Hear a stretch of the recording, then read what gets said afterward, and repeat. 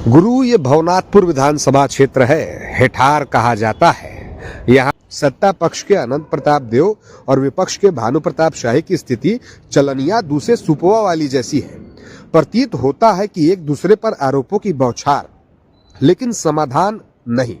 पूर्व और वर्तमान विधायक प्रेस वार्ताओं में एक दूसरे पर दिमागी संतुलन बिगड़ने जैसे आरोप लगाते नजर आ रहे हैं। बयानबाजी तेज है पर काम शून्य है। जनता चुपचाप यह तमाशा देख रही है और विकास पर इस माटी में अच्छे अच्छे महापुरुष जन्म लिए, अच्छा अच्छा काम किए, पर एक बुरा इतिहास इस माटी के लिए हमेशा अभिशाप बनकर नजर आता है।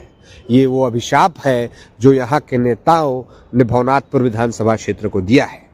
कभी कोई वादा पूरा ही नहीं किया गया जो भवनाथपुर क्षेत्र के लिए बड़ा हो। आगे बढ़ते हैं। हम पेश हैं आपके सामने झारखंड सरकार के रवैये और एक साल के रिपोर्ट कार्ड को लेकर कि झारखंड सरकार का क्या सक्रिय रिस्पॉन्स रहा भवनाथपुर को लेकर बीते एक सालों में। हम पहले स्पष्ट कर देना चाहते हैं कि न हमारा किसी पार्टी से या किसी नेता से संबंध है, न हम किसी की बुराई करने आए हैं। हम तो बस अपनी माटी के बारे में बात कर रहे हैं। दरअसल भवनाथपुर विधानसभा चुनाव को 1 वर्ष से अधिक समय बीत चुका है, लेकिन जमीनी हकीकत आज भी जस के तस नजर आ रही है। चुनावी मंचों से पलायन रोकने, बेरोजगारी दूर करने और स्थानीय संसाधनों के जरिए रोजगार सृजन के जो सुनहरे सपने दिखाए गए थे, आज भी अधूरे हैं। वादों का सब्जबाज तो खूब सजाया गया, पर धरातल पर न हरियाली उतर पाई है, न रोजगार का कोई ठोस रास्ता दिख रहा है। क्षेत्र की सबसे बड़ी उम्मीद माने जा रहे सेल के वर्षों से बंद पड़े उद्योग के पुनः संचालन की आस में पीढ़ियां गुजर गई, लेकिन अब तक कोई ठोस पहल सामने नहीं आई। तुलसी दामर डोलोमाइट खदान के दोबारा खुलने की बातें भी फाइलों और बैठकों में आगे नहीं बढ़ सकी।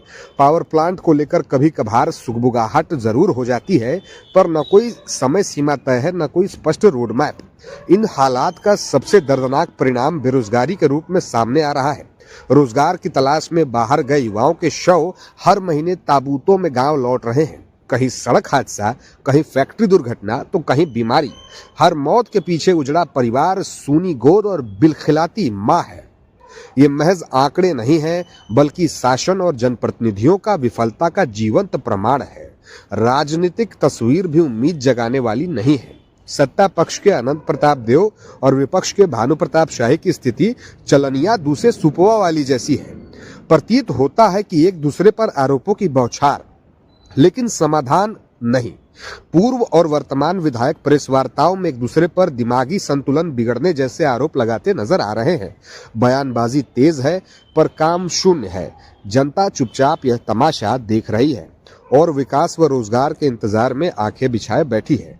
31 दिसंबर के बाद आने वाला नया साल 2026 भी पहले की तरफ फीका भी नजर आ रहा है। युवा, किसान, व्यवसायी और बेरोजगार सब एक जैसी निराशा से जूझ रहे हैं। किसानों का फसल का उचित दाम नहीं, व्यापारी को बाजार की मंदी सता रही है और युवाओं के सामने रोजगार का कोई भरोसा नहीं है।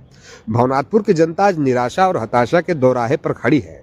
सवाल साफ है, कब तक सिर्फ वादे, जुमले और आरोप प्रत्यारोप चलते रहेंगे? क्या कभी उद्योग खोलेंगे, स्थानीय युवाओं को काम मिलेगा और पलायन रुकेगा, या फिर भवनाथपुर खोखले आश्वासनों के सहारे ही समय काटता रहेगा? धन्य है भवनाथपुर की जनता और धन्य है भवनाथपुर के जनप्रतिनिधि। जनता भाषण नहीं, ठोस काम चाहती है।